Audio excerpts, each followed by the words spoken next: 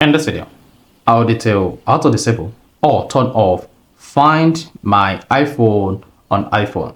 So if you have an iPhone and you want to disable or turn off Find My on your iPhone, then this video is going to walk you through step by step.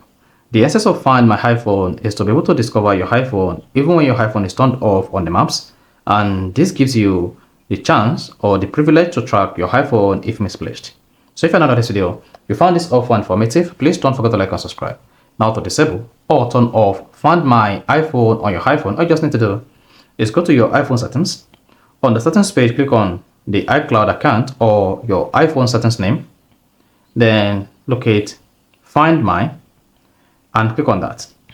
Now once you selected Find My, you should see under Apple account, there is Find My iPhone.